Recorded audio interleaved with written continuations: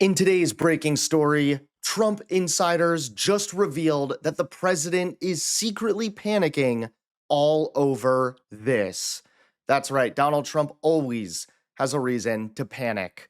How's it going, everybody? Hunter Avalon here with Occupy Democrats. Welcome back to another video. Now, as I was saying, Trump has a lot of reasons to panic. I mean, he is destroying America and even the American dream as we know it. No, I would say America, we have a problem. And it's not just the Wall Street Journal poll that came out. I was looking at an ABC News poll that came out last year as well. If you work hard, you'll get ahead. That is the American dream. Never not true now. In 2010 to 2011, 15 years ago, it was 51% who said it wasn't true. Now look at this number. Woo! Through the roof, 70%. Still true. Look at this, still true percentage. Falling through the floor. It was 47% 15 years ago. Now it is just 29%. So we basically had a 50-50 nation on whether the American dream was still true 15 years ago. But now it's over 2/3 of Americans who say it's never or no longer true. Well, the handful of Republicans who did hold town halls got an earful, a sign of voter frustration that is now backed up by a new poll from the Wall Street Journal. It shows that even as the president keeps touting the economy as the hottest thing going, a growing slice of the electorate isn't buying it.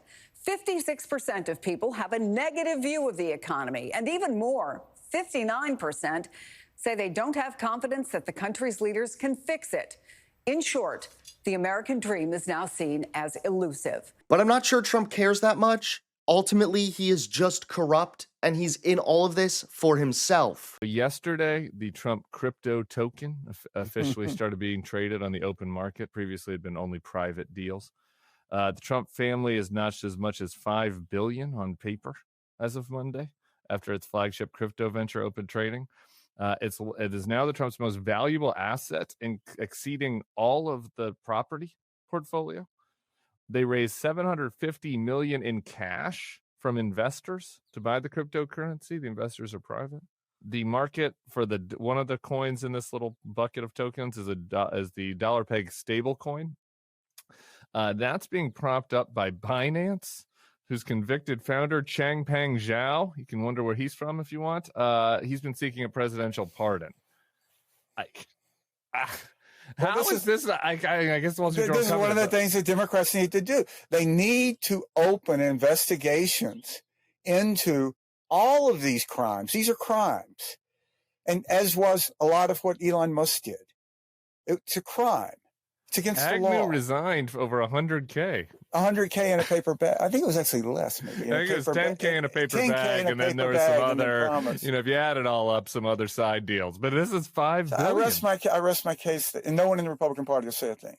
But now it seems as though Trump cannot run on fumes any longer. That's right, Trump insiders reveal that he's secretly panicking all over this. Take a look at today's top story. White House insiders have just confirmed what many suspected.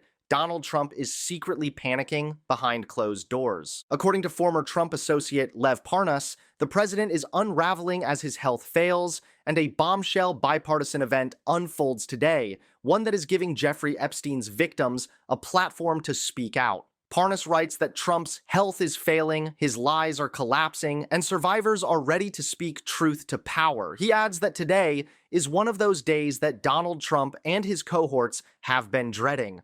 The panic stems from the fact that several new victims are expected to come forward, potentially naming names and exposing the very narrative Trump and his lawyer, Todd Blanche, have tried desperately to control through intimidation and backroom deals. We are demanding today on the discharge petition that all of the files be released. We know we have 212 Democrats and we have 4 Republicans, courageous Republicans like Thomas Massie, Nancy Mace, who was so emotional yesterday after talking to the survivors, Congresswoman Boebert, and Congresswoman Marjorie Taylor Greene. We need just 2 more signatures to force the release. So we gather here on the steps of the Capitol to confront these corrupt forces. Today we stand with survivors. We stand against big money. We stand to protect America's children. Parnas says Trump's closest allies, including James Comer, are scrambling to bury inconvenient truths in the House Oversight Committee.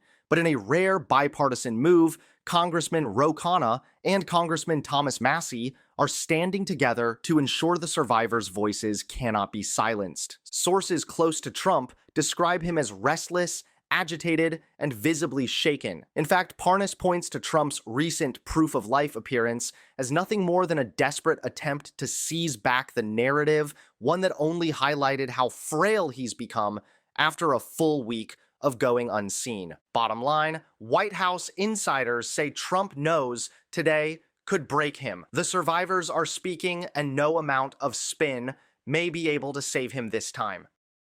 Thanks so much for watching. Please click that like button and subscribe to Occupy Democrats so that you can stay informed and help us stop Donald Trump.